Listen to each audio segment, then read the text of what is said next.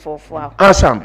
lu nu song daan ko parce que. loolu lan mooy sa lecture démb Palais jël nañu coupe bi ma ñëw ci point boobu parce que c'est important. oui déjà ñu gis Kumba Gawlo ngi fa. Baaba Maal mi ngi fa. ki nga lim léegi mu di Youssou Ndour mi ngi fa. mu way ñëw nuyu président Diomaye Faye. nuyu Ousmane Sonko. moom mii ci écran bi ne lu ñu songu daan ko. yow lan moo fay sa jàngat. xam nga boo fi li tax question bi neex. moo ne damaa xam ki ko wax. c'est liggéey nañu ak Youssou par la grâce de Dieu. jege nañ ko xam nañ ko. c'est l'état d'esprit bii ni mu ko waxee nii moom noonu lay doxale Youssou a un maître mot qui s'appelle partage dañ daan toog mu kaa wax ne gars yi il faut ngeen di partager il faut ngeen nangu bokk te àdduna soo du joxe doo am moo tax le geste l'acte du président de la République jox leen 75 millions ak 1500 mètres carrés xulil ak rafet. mais néew bi poignée de main Ousmane Sonko. waaw Youssou Ndour. y a rien d'extraordinaire ñaari leader. y a rien d'extraordinaire parce que noonu la war a demee Youssou Ndour mag la ci Ousmane Sonko mu ngi war a maase ak Maktar Ndiaga Ndour donc Youssou kilifaam la ci état Ousmane Sonko kilifaam la yàlla mooy defee nii. léegi nag gis nga ka ci nekk cërëm boo nangulul sa morom non boo xefee yàlla jël sa bos jox sa morom. booleeg la ba mu ko joxoon. moo tax l'intelligence l'acte qui a été posé mais nii la war a demee lii ma lu tax ñu naan Sénégal ñoo far. nii da nga koy defee. Sénégal ñoo far toutes les mains du cœur en une seule kaddu léegi-léeg nga wax ko ñu ne la non cœur baa ngi fi ñu leen ma ne xol baa ngi nii. léegi nag sentir ko ñu jëmmal ko. nga toog di xool hier le Sénégal était fier le monde entier nous a regardé on a vu nos autorités tey jii nii liñ naan li nu bokk. mënuñu kaa bañ a bokk mënuñu kaa séddoo. dañ ko mayonnaise rek. kane u càpp ab soos la ala càpp soos nag ñun lébu yi duñ ko wax soos xam nu ñu kaa wax. tey jii tey kër Aïda danoo càppa tey kërëb càppa laa doon. kon démb def nañ ko. kërëb càppa parce que simplement Aïda tey jii ni ñu toog ñu ne waaw Youssou Ndour Sonko yaa un problème le Sénégal gagne quoi. Sonko va gagner quoi. Youssou va gagner quoi. oui président bi jubóowul ak Sonko gagne quoi. Diomaye gagne quoi. loolu ngeen baal ma moo war a génn suñu bopp ñun dañu war a nekk ay nit yuy dox ci la baax. Sénégal dañu war di jàng même nos médias dañu war a jël lépp luy agressivité ñu bannir ko man dama cee am principe ba nga xam ni sama page Facebook wala feneen ak feneen fu mu di doon. mën nga maa yekk lu mel ni xamee mën ngaa critiquer mën nga wax lu neex. mais baa indee division dama laa jël u teg la fële parce que réew mi kenn waru kaa tas te seytaan nag suñu biir lay dox. Pa Assane mooy ñëw fekk Aïda ak Moussa Mohamed Diallo ànd mu ñëw naan Aïda ooy Mohamed ak démb bi may koy nii moom ñu mu waxee ci yow neexuma dara. même bu amoon du ma ko wax. Sénégal foog ñu jàng le sens du culte du bien de la bienséance et de la bienfaisance ce qui s'est passé hier su amutoon. ma xam ni Coupe d'Afrique bi waruñu koon jël. parce que réew mi que moom kasi nekk am nga ci wàll. nga gis Youssou Ndour Baaba Maal Ismaël Lo Youssou il s'est extasié. il était aux anges. parce que réewam lay dund. Youssou Ndour est une légende boo xam ne àdduna bi ku ne bëgg nga mu dëkk sa dëkk. jamono ba Angleterre ak France ak Allemagne di souhaité Youssou Ndour dëkk seen dëkk. boobu y a quoi y a 30 ans ci ginnaaw 25 ans ci ginnaaw ñu parce que tubaab yi dañoo fonk légende. ñoom dañoo fonk koo xam ni daa am gëdd dañ lay bàyyi xel. donc aujourd'hui ka mel noonu boo ko amee am Ismaël Lo xoolal Ismaël Lo. ce qu'il représente au Japon et en Afrique du Sud. nga xool Baaba Maal ñoom ngay dégg seen ay musique ci Air France de ñooy légende yi de. xale yu ndaw yi war leen roy ci humilité war leen roy ci lu bare. le succès de Youssou Ndour dañ ko war a jàngale ci école yi. Ismaël Lo Baaba Maal Thione Seck yàlla na ko yàlla yërëm. amiin nga xam ni que seen ay texte seen ay way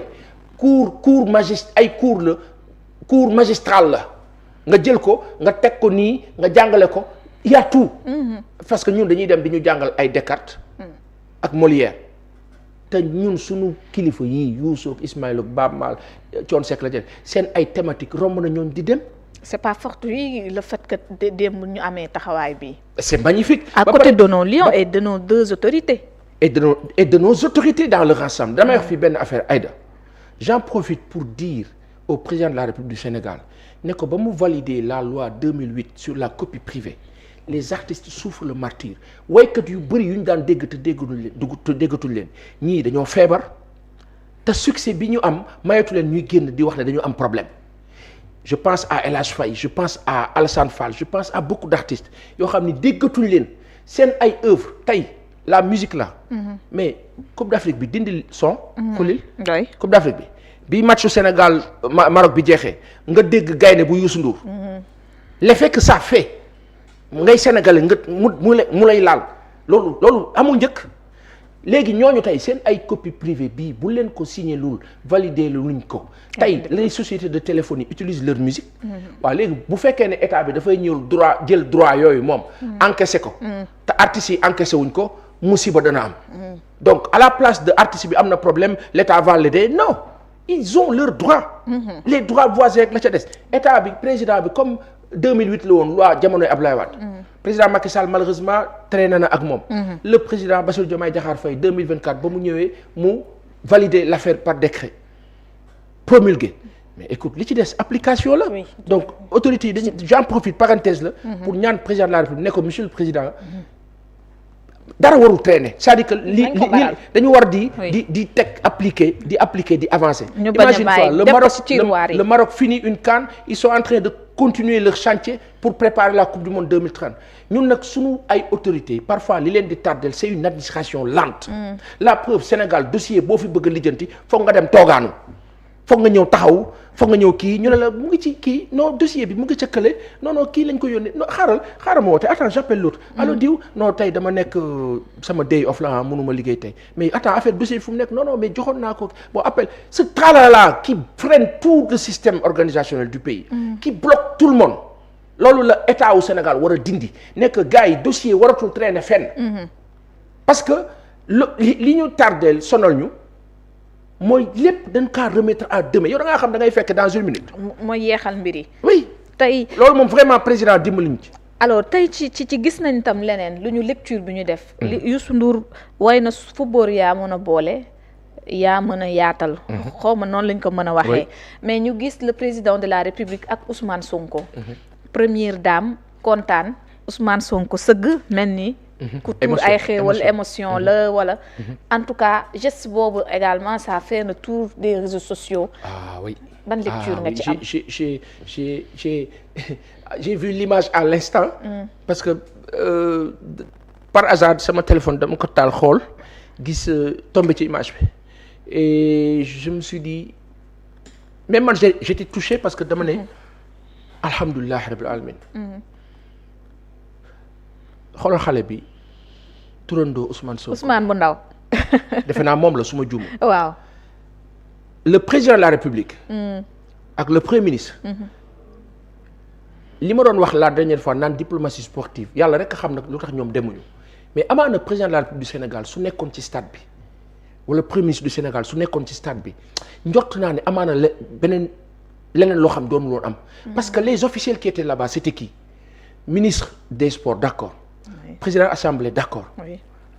Mais l'aura de M. Sonko Ousmane au stade.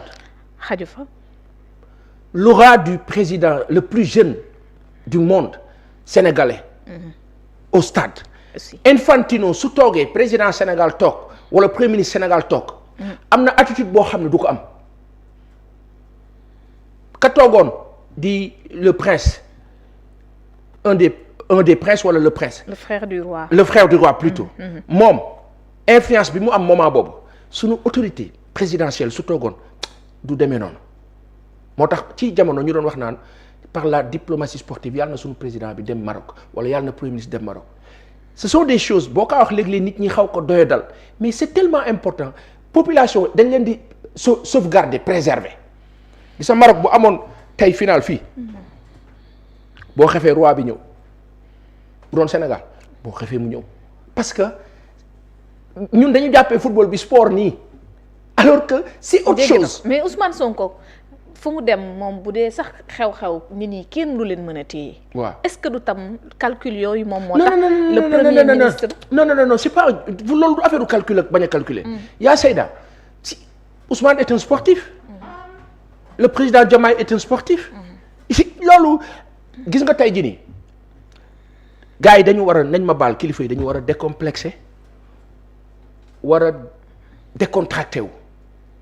Le protocole il est là c'est normal c'est bien amul problème sécurité tout ce qu'on veut d'accord mais ñun après tout kilifa yi duñu nekk leneen lu dul ay nit moo tax le premier ministre di yëg émotion président di yëg émotion benn moment maa ngi gis président mu ngi wird. Ce sont des signes. macha allah man damaa kontaan su may gis président buy wird. dafaa dalal mab xel. su dee chrétien muy dem église dafaa dalal mab xel ma wax la fii Aïda. gis nga Sénégal xam nga tey. coow li xew nii Sénégal Maroc Espagne moom dafa faral Sénégal oui. dëkk yu bëri dañu faral Sénégal. lan moo tax Hakimi tey ñu wax ñu ne mu ngi excusé wu. lu waral loolu. mais parce que serviette jàmbur tous les sportifs du monde dinañ leen mais yow lan ngay doyee serviette jàmbur. Maroc yéen lu leen dal ba ngeen di jël serviette jàmbur. et c'est une honte pour lui bu yeggee Paris Saint-Germain nan lay xoolee Ibrahima Mbaye. il va se dire quoi? Ibrahim va lui dire mais écoute tu te rends compte mon pote c'était une serviette. Pour une serviette vous avez presque fait tuer des gens. parce que serviette boobu moo énervé les supporters yi newoon ci kaw lébu gi ak itam malheureusement sama mbokk yi ñoom duñu seddal ñoom dañuy raak moom. doy na waar. léegi nag la question gars yi ñu ngi naan chaise bi fan la jóge ñoom ñooñu ñi toogoon foofu photographe yi toogoon.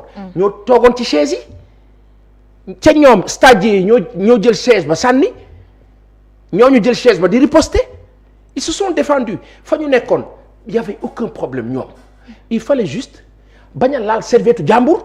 fa la coow li tàmbali. foofu la coow li jógee après beneen bi quand par exemple un joueur de foot officiel deuxième gardien ou troisième gardien Yehwan Diouf non ay ramasseur de balle di ko agressé et tout ce tralala moi je me dis que la fédération cette image là que je vois là man moom yàlla moo bëri sutura ba yii ñun du ñu am chance di ci laale ndax bu loolu musiba moom non day gën a doy waar dama lay wax fii benn affaire gis nga Sénégal la fédération sénégalaise de football j'imagine que ñu ngi ciy liggéey toutes les images qui montrent la provocation muy serviette bi muy Yehwan Diouf muy leneen mais nan la ramasseur de balle di toppee bëgg a nangu serviette jàmbur. et puis loolu commencé na depuis yeneen match yi jiitu bu Sénégal. parce que ñeneen ñi ils ont laissé faire. Sénégal nag ni mi si sama serviette lan nga kaa doyee. ñu gis donc Malick Diouf aussi regarde l'image où Yehwan mu ngi daanu ci suuf match baa ngi daw. nos gars yi di foutre un bordel terrible. donc regarde. ci angle bi la gën a feeñ c'est du jamais vu. donc xoolal mais Yehwan dafa yarut a baax. malheureusement nag man je me disais mais où sont les autres joueurs benn moment après nag beneen affaire bi aussi moo di ne tout le monde était sur le match. match parce que beneen angle bi doo xam ne boobu match donc c'est comme si genre dañ ko ne Yehwan demal nga gérer loolu débrouille-toi. nous on gère le match. alors tout ce truc là mais CAF dafa war a jóg dal ci kaw Maroc sax bu fekkee sanction dafa war a am. aujourd'hui CAF ñu wax ak Infantino aujourd'hui quand on parle des sanctions ñu ne dañuy sanctionner le Sénégal. waaw non foofu nag naa def benn bémol ñun Sénégal ngeen baal nu ak ñi ñoo seetaan ñun dañoo xaw a rataxle te xaw a ëppal ngeen baal nu nag. man maa ko waxee nii. alors yow je m'explique. kenn waxu fi waxi sanction ñun Sénégal ñoo tëb naan sanction ay nit a toog ci télé yi loolu mbiru waaba jiiba la. kenn waxul Sénégal dañ leen di sanctionner ñun nup làmmiñ ak nup ëppal ñoo tëb naan sanction Sénégal mën nañ ko sanctionner nii mais ñoom dañuy déglu et quand ils écoutent ils se disent kon balaa Infantino tey di wax wala fédération Maroc di wax. kenn si ñoom xalaatul sanctionner Sénégal parce que ñoom ñoo am tort ils le savent. ils ont donc voulu sénégalais ñoo leen may doole. mais parce que ay sénégalais nooy ubbi seen ab làmmiñ la wax ca kaw te demeewul noonu soxna si. les gens doivent avoir plus de retenue et d'intelligence. Et même de tact. xam nga ñun sénégalais ngay fekk wuy ma sénégalais mooy taxaw nii. étranger taxaw nii beneen sénégalais am problème ak étranger bi non sénégalais bi jël cause pour étranger bi ne woowee non saa yi nag xoolal non kii défendre ko ba pare principe la bu ngeen demee ba toog na nga ne ko booy tu as tort parce que étranger noonu la ñuy def seen biir mais ñun dañoo ngeen baal nu ngeen li maa wax ni du neex de ñun dañoo xaw a seytaan tuuti ngeen baal nu na ma yàlla baal Sénégal Cameroun football nañ fii stade amitié bitu Demba Baba ci arrêt de jeu yi paasu Issar Diaby ñu nga woon ca loos ba toog ma wax la fii benn affaire Samuel Eto'o dafa dugg si échauffement Sénégalais yi jóg fa ma toog la ma toog naan waaye du bi sa tàccu tey seetaan leen que kii nun ak moom la qualification lañ suñu adversaire la duñu koy def lu bon duñu ko yéene mais tey du moom lañu war a tàccu Sénégalais yi lañu war a tàccu après loolu marqué na Eto'o tax na peut-être mu bëgg Sénégal l'un dans l'autre mais ca match ba moom la mu mën def na ko pour sànkunu il faut que Sénégal ñu am culture de patriotisme si élevée pour mettre au devant et en avant le compatriote sénégalais. alors tey boo déggee ñiy critiquer dinaa ñëwaat ci CAF bi. ñu xuus ci bu baax.